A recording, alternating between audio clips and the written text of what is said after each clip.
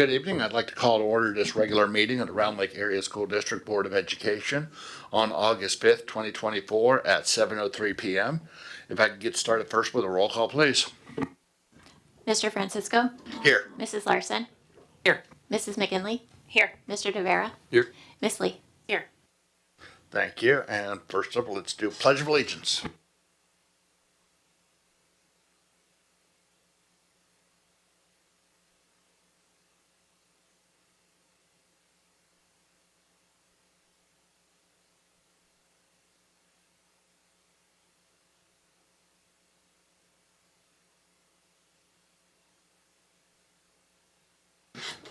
All right, first up is approval of the meeting agenda. We do have one adjustment that we need to amend.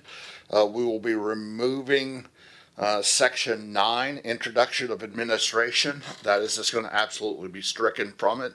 So if I can get a motion to approve the amended agenda. So moved. Second. Motion by Mr. DeVera, seconded by Miss Lee. Any questions? Roll call, please. Mrs. McKinley? Yes. Mr. Francisco? Yes. Mrs. Larson? Yes. Mr. DeVera? Yes. Miss Lee? Yes. We have an approved agenda, and first up on that are communications to the board and the Advocacy and Equity Institute on February 2nd and 4th. That would be me. Board, this is an opportunity as we've come across with IASB and COSBA. This one is actually NSBA's inaugural Advocacy and Equity Institute, which will be in DC, if I'm not mistaken, February 4th and 5th. So please reach out to Yanira, copy Don, also myself, please, if you have interest and are able to attend. It's definitely a really good event. Be able to get in front of legislators, be able to have conversations about advocacy and our role in that advocacy department as well. So please reach out and express your interest as it's available. Any questions in regards to that? Thank you. All right. Next up then is the review of the FOIA report. Any questions for the attached FOIA report from the board? All right. Nothing heard there. So we'll go to review of contracts less than 1,000. Nothing to report on that one, which will then quickly bring us to opportunity. As always, members of the public may participate in public comment during regular board meetings by attending in person or by submitting an electronic public comment form. Please note that speakers are limited to 3 minutes. Electronic public comments are accepted up until noon on the day of the regularly scheduled meeting, and the public commenter will be contacted to confirm identity. Once confirmed, electronic public comment will be provided to all board members in written form, and a link to the electronic public comment form is online. We did not have any electronic public comment. Do we have any local public comment for this evening? Hearing none, we will then move on to the superintendent's report and Dr. Mendoza. Thank you, Board President Francisco and Board of Education. A little bit abbreviated report. You have all of the upcoming events for your convenience listed. We also, consistent with notifying the board in compliance with board policy, a thank you letter will be sent from the district to the following donors. United Way of Lake County donated 200 supply-filled backpacks. And we also had 2 sizable donations from the Gorder Family Foundation, one of which was $18,500 for the Round Lake High School Panther Crew, and $12,000 also from the Gorder Foundation for the web program at the middle school. For the board's information, that's the mentoring program. Dr. Stefan, is Ms. Fontana the one that still provides the updates? I just want to, this is one of the first, I believe, philanthropic contributions, sizable, that we received. I think it was my second year in the district.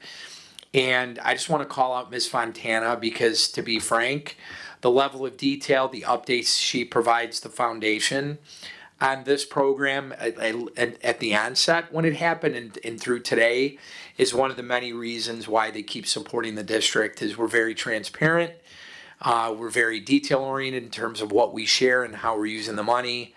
So I felt compelled to thank, she's not here, but if you would express that, Sarah Fontana, very grateful for her, so. And then we also want to congratulate our very own Liz Dampf. Let's give her a round of applause. She's been published, and each board member has been provided with Liz's newly released book, Dealing with Staff Turnover, Systems That Make Schools More Resilient in Times of Change. So very grateful to be in this esteemed presence this evening. Is she here? You're behind the wall. I can't see her behind the big pole. So, yeah, right. Yeah, and then please note that in follow-up to a recent discussion regarding athletic programming, administration is preparing 2 presentations. The presentations led by the athletic director, Ethan Karolzak, will include strategies being built upon the school year related to mental performance, initiates initiatives utilizing an MVP process, mission or why, vision or how, and principles or values. The board can anticipate receiving the first presentation at the second September meeting and the second presentation in October. That presentation will be interactive. We'll be looking for the board's input and feedback. That concludes the superintendent's report.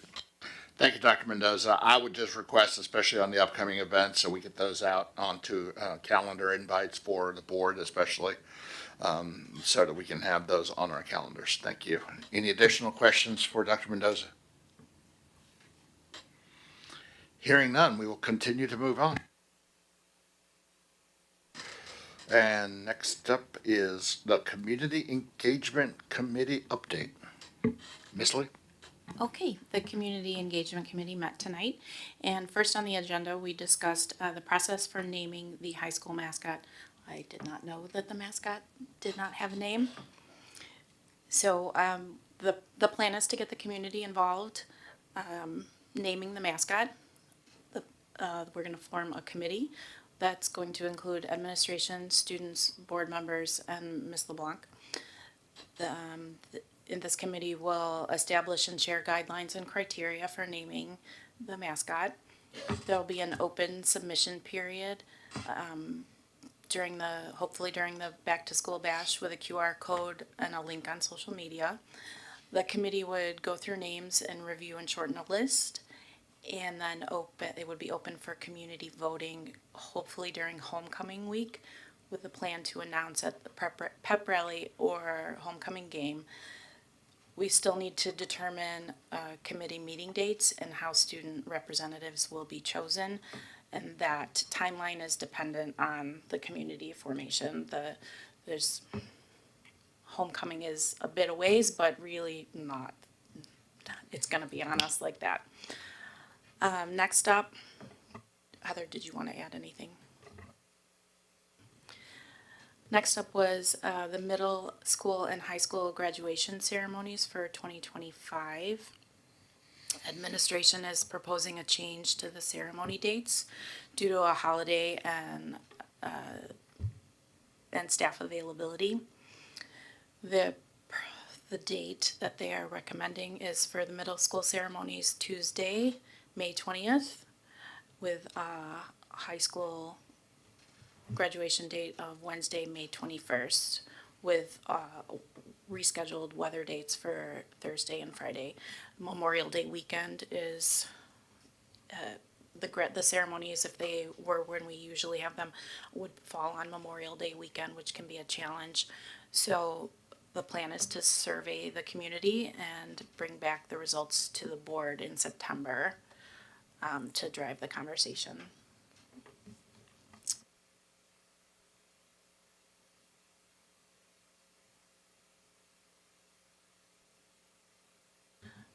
Next up, we reviewed the 2024-2025 student handbook changes.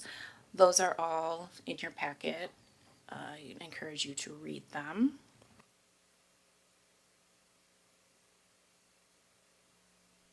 We discussed this cell phone policy communication plan.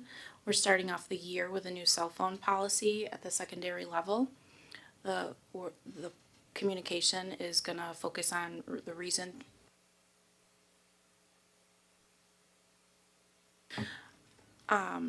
The key messages are communicate intention behind policy to increase student attention and productivity and decrease distractions and disruptions, to emphasize the benefit of a more focused learning environment, communicate consequences to violations for first, second offense, including describing lockbox, ensure parents know how to contact students through school office if necessary. We want to make sure the purpose of this policy is communicated to staff, students, and families, and that expectations are clear.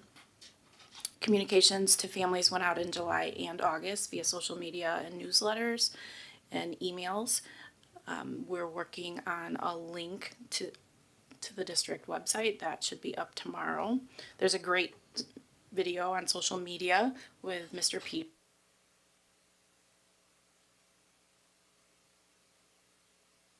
Sorry.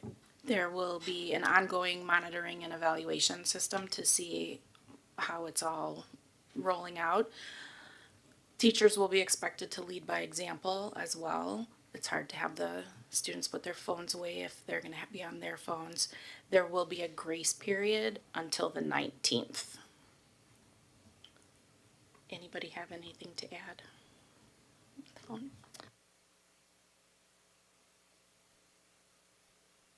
Next, we discuss the monthly snapshot report. Ms. Bennett will be putting together metrics for the September meeting to kind of drive what we want to see on the monthly snapshot calendar.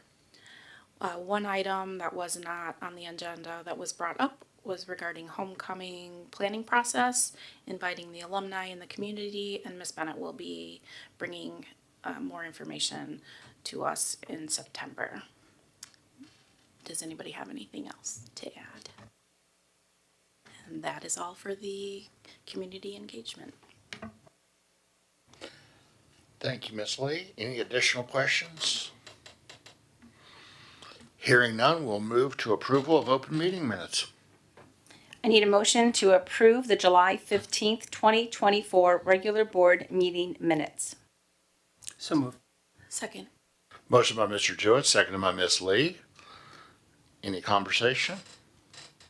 Roll call, please. Mr. Francisco, Yes. Mrs. Larson, Yes. Mr. Jewett, Yeah. Mr. DeVera, Yes. Mrs. McGinley, Yes. Ms. Lee. Abstain. Motion carries. I need a motion to approve the consent agenda for the following items. The accounts payable report for $4,378,923.55. The August 5th, 2024 employment report. So moved. Second. Motion by Ms. Lee, seconded by Mr. Jewett. Conversation? Roll call, please.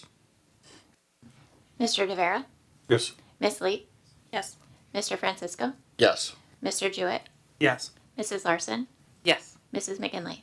Yes. Motion carries. And that will take us to new business. And first up on new business was discussion of ARA Mark's bid protest. We did officially get notification from ARA Mark that they have withdrawn their bid protest, so that effectively negates the need for this one. And we will then move on to new business B, which is Student Safe by Raptor. Mr. Fink?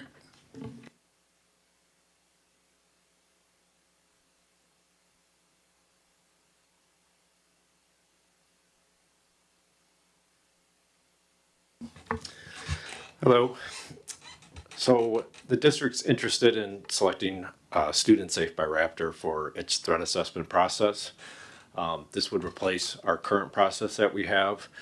After doing some research and everything with different programs, we were looking for something that would check all the boxes as far as keeping the data when a threat assessment process is completed.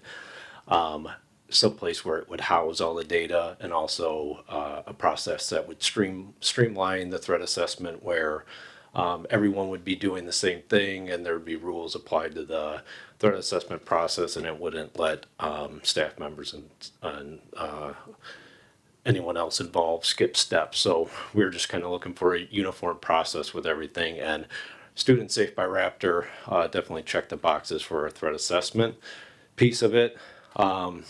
Moving with Raptor and Student Safe, if the board approves it and everything, we would just be using this piece for the threat assessment initially. As far as the risk assessment side of it, if we choose to go down that road, we'll let you know, but that would be something that would come about later. And right now, we're just looking to use Student Safe by Raptor for the threat assessment piece.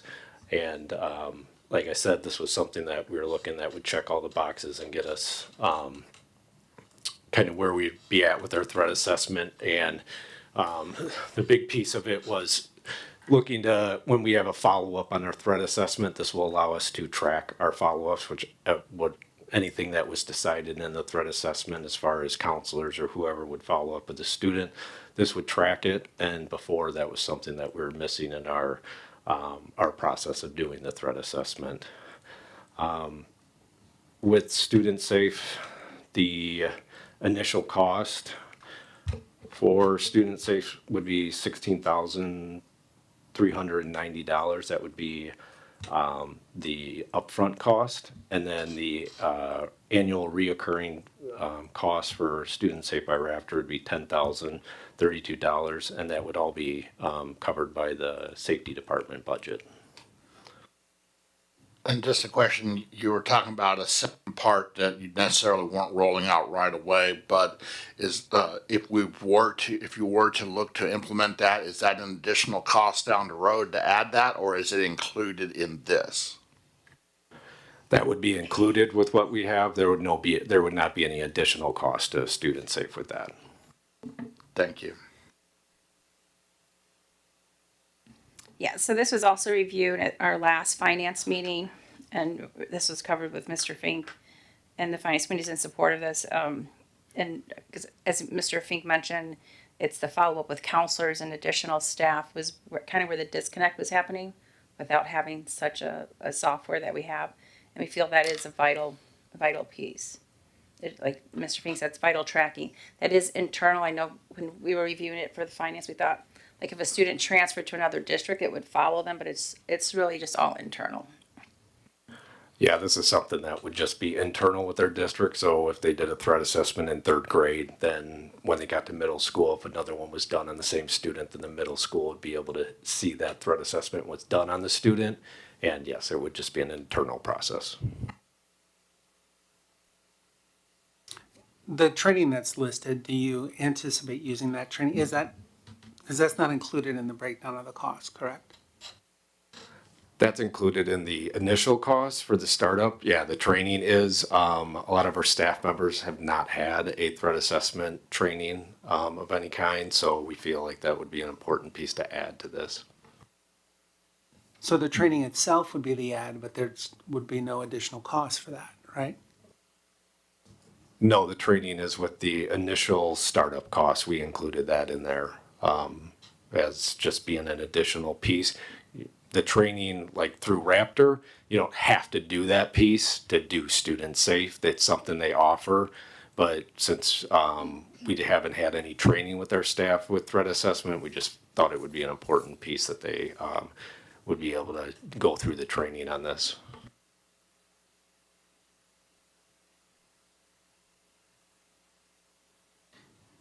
Any additional questions in regards to? Great. I need a motion to approve the student safe agreement in the amount of $16,390. So moved. Second. Motion by Ms. Larson, seconded by Mr. Jewett. Any additional conversation? Roll call, please. Mr. Tavera, Yes. Mr. Jewett, Yes. Mrs. Larson, Yes. Miss Lee, Yes. Mr. Francisco, Yes. Mrs. McGinley. Yes. Motion carries.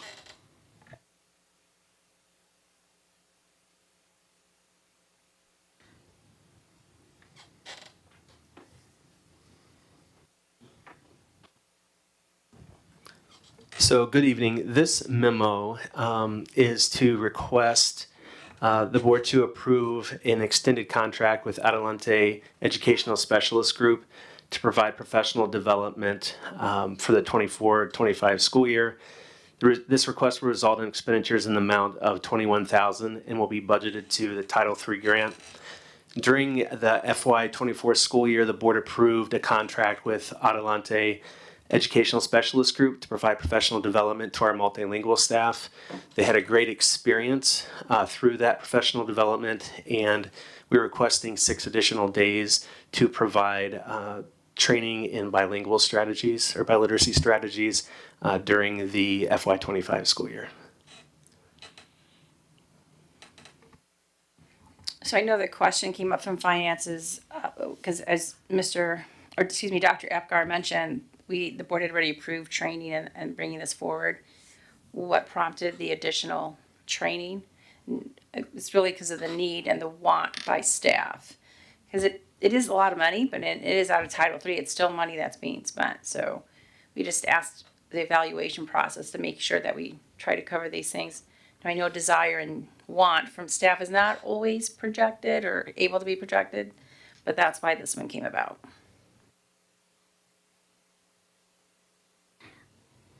Any additional questions? All right. I need a motion to support a contract extension with Adelante Educational Specialist Group for the school year 24-25 in the amount of $21,000. So moved. Second. Motion by Mr. Jewett, seconded by Ms. Lee. Hearing no additional conversation, roll call please. Ms. Lee, Yes. Mr. Francisco, Yes. Mrs. Larson, Yes. Mr. Jewett, Yes. Mrs. McGinley, Yes. Mr. DeVera. Yes. Motion carries. Thank you.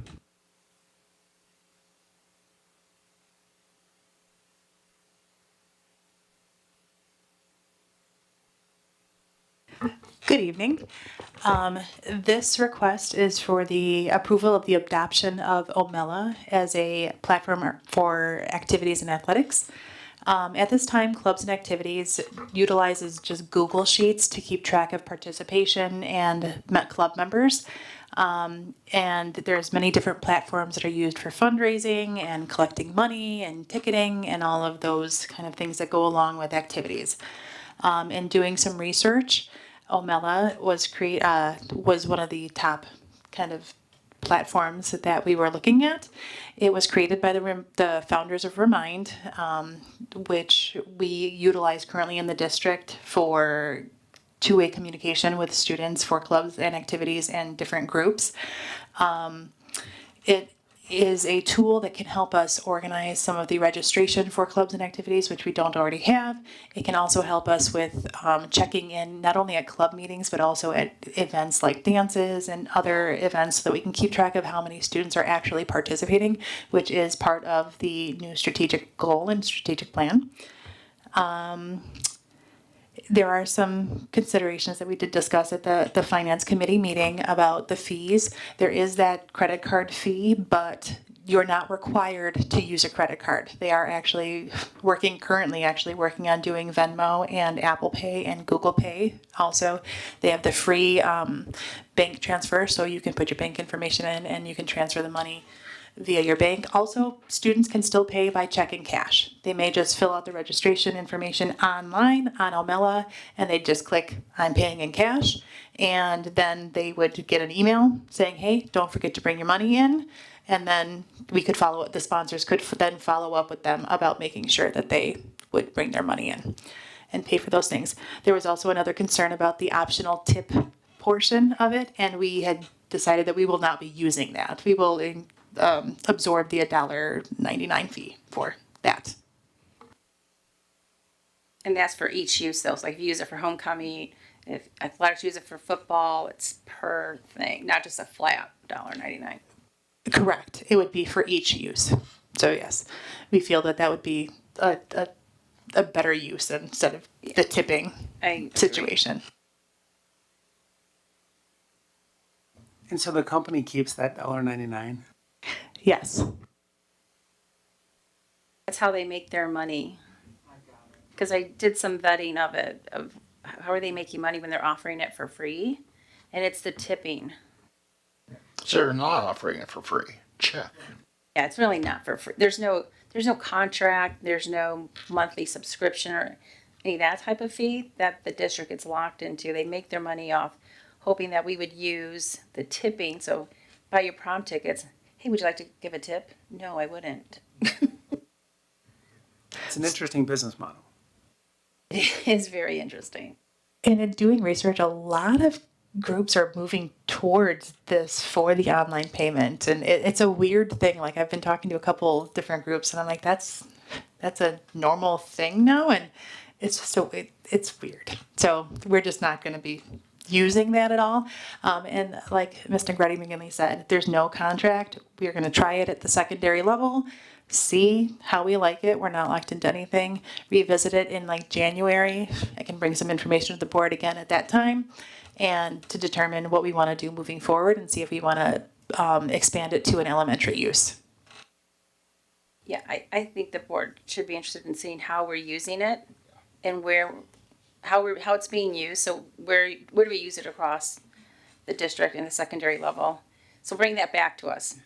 Absolutely. Sorry, yeah. What was that one part? So bring it back to the board, report on where we're using it. So fine arts, athletics, wherever you all plan to use it.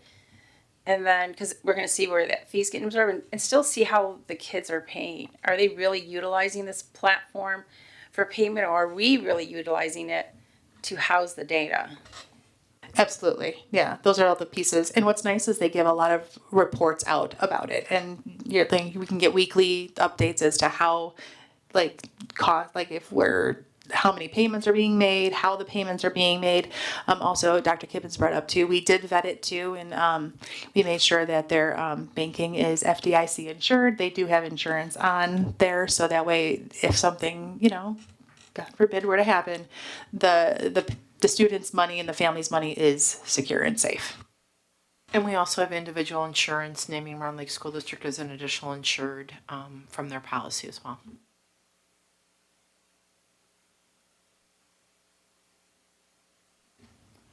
All right, I need a motion to approve the proposed usage of Omella as a platform to support activities and athletic programming in District 116.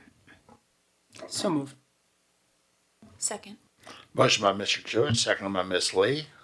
Any additional conversation? Roll call, please. Mrs. Larson, Yes.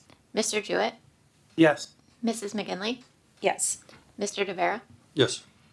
Ms. Lee, Yes. Mr. Francisco. Yes. Motion carries.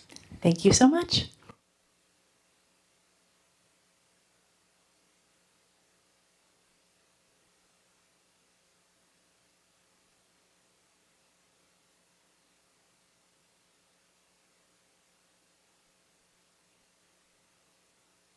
Are we ready? I didn't hear the next on the agenda. Sorry. Hi, good evening, everybody.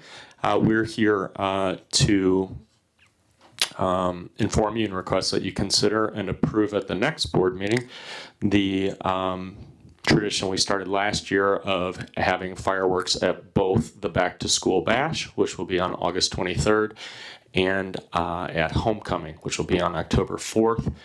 Working with Dr. Kibbins and Mr. Fink to get all the necessary paperwork, both from the vendor and the village, the fire department, police department, all those sorts of things. We'll have a very similar safety and security plan in place to the one that we used last year. It was very effective.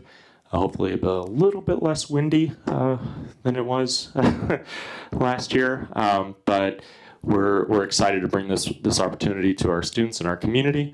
And I'll take any questions if you have them now. So I reviewed the contracts. Mrs. Bennett requested finance to look at it. I think the discussion we talked about maybe doing a multi-year to lock in some pricing, because obviously this seems like something that the high school wants to do every year.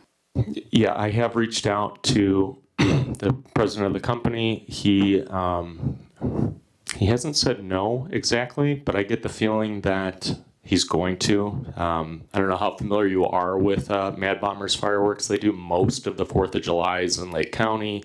They do a lot of high school homecomings.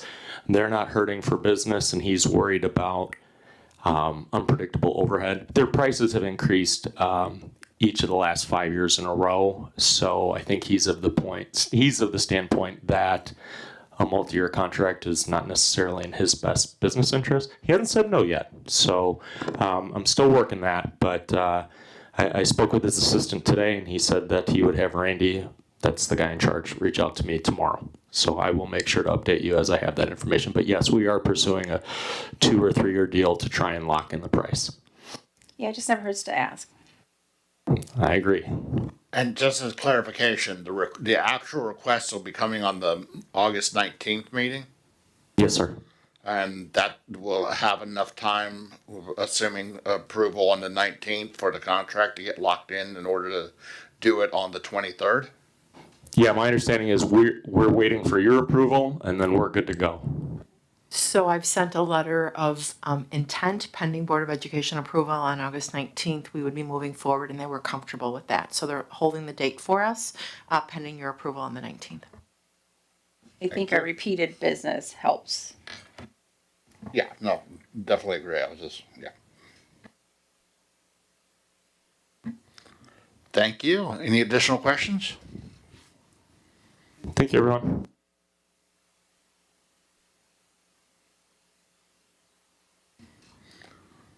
And now it's time for our published author.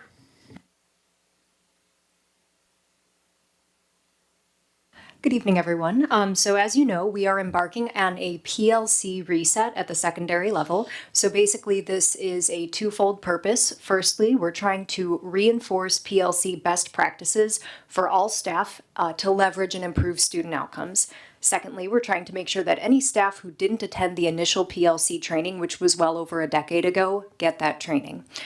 So the first item, the embedded coaching, basically this is where Solution Tree, they're the national experts on PLCs, professional learning communities. They come on site to each of our schools, watch professional learning community meetings, watch instruction, and then meet with building leaders to discuss what they're seeing. So how are the meetings going? Are they in line with PLC best practices?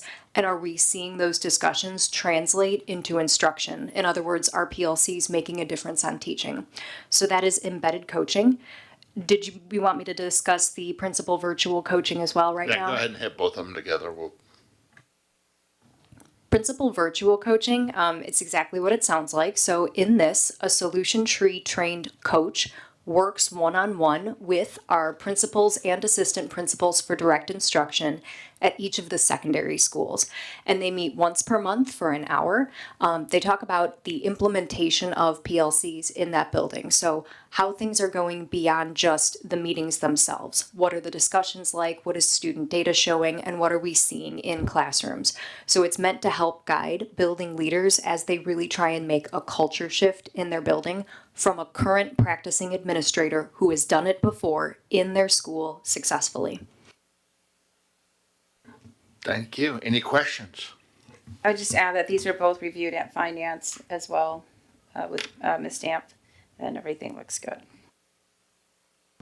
Do you find that the programs are well received? In other words, is it more push, more pull? How are they? Just to clarify, programs, are you talking about Solution Tree training as it has happened in other schools or how our staff have received it? So we did an initial training with our department chairs back in May, and it was extremely well received because what Solution Tree does is to make it very localized. So instead of pushing, I guess, something that is pre-made on us, they say, here are the best practices and the right questions to be asking and the right discussions to have. Let's ask the questions and have the discussions with your school being the focus. So I participated in that training, and what I noticed I spent the whole day sitting with the high school group, a lot of the conversation was, this is amazing. I wish that we had more time to talk about this. So, and I think the conversations were very real. Sometimes when you're in professional development, it can feel a little like, oh, here's the right answer. I didn't get that impression at all. I got a sense of, oh, I can hear my math team saying this or my social studies team saying that. So far it has been well received. Admittedly, we've only done it with the DC so far. How about, is the virtual principal, is that new? Yeah, it'll be new for this year in that we have never done it before, to the best of my knowledge. The initial solution tree training was at least 10 years ago because it was before I got here. And I don't know whether that was even an option then because that would have been pre 2014. So I don't think Zoom and Teams were quite as robust then. Thank you. Good. All right. I need a motion to, I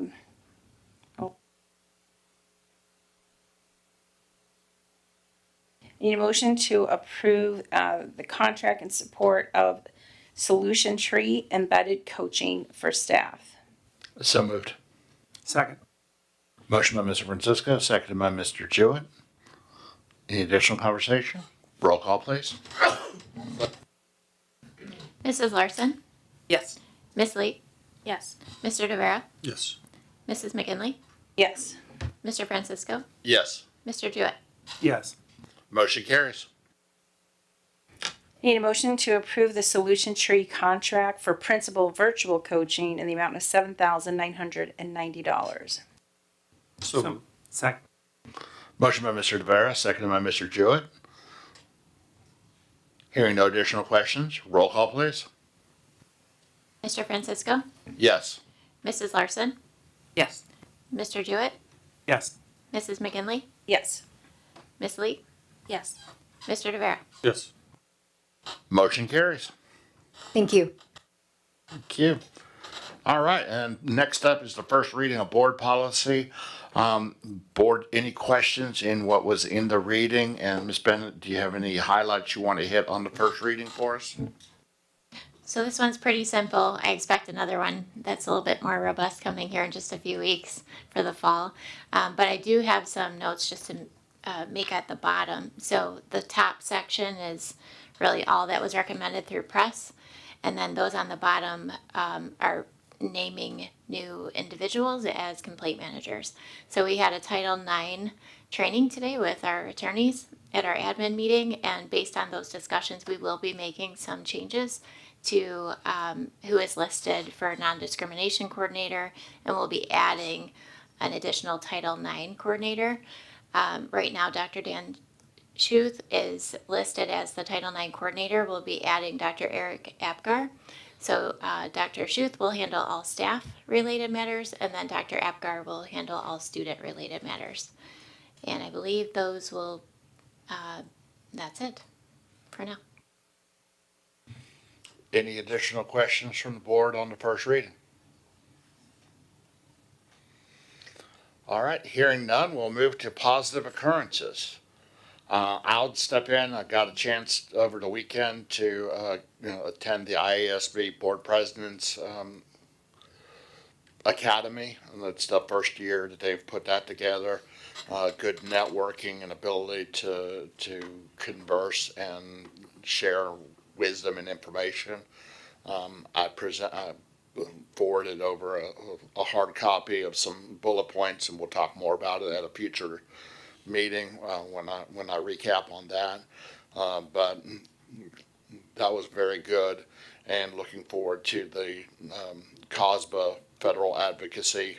And again, from the earlier conversation, if you have the ability to go in February to that federal advocacy for NSBA, it's definitely worth it. The experience alone is tremendous.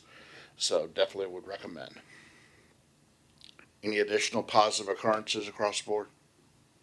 I attended the Hispanic Chamber of Commerce. They had like a taco fest was last weekend? Was that last weekend or the weekend before? Was that last weekend? The weekend before. It was a very great event. A lot of community, a lot of organizations. I'd actually had reached out to Mrs. Bennett because it would have been nice if we had a table there. But again, it was a wonderful event. Great vendors, great food, music. And no, this was their first. This was the inaugural event that they had. It was held in Round Lake Park, as you know, we all know by Murphy. So I look forward to next year, and I hope that we have some representation for the district there. Were there any other local organizations that There were, yes. So I was like, where are we?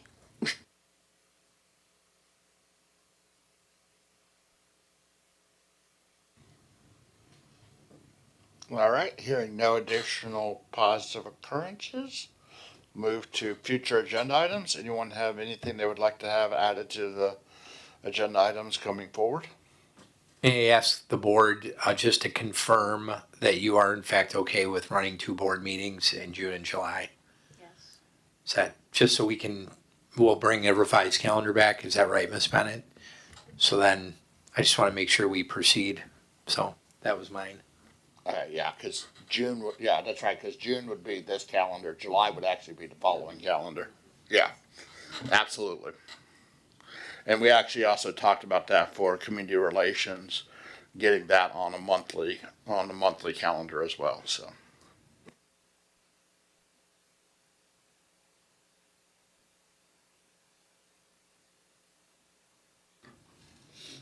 All right, then that will bring us to approval of closed session meetings, review the prior meeting. Any questions in regards to the closed session minutes that we reviewed? Not, a motion? I need a motion to approve the closed session meeting minutes of June 17th, 2024 regular board meeting. So moved. Second. Motion by Mr. Jewett, second by Ms. Lee. Hearing no questions, roll call please. Ms. Lee, Yes. Mr. Francisco, Yes. Mrs. Larson, Abstain.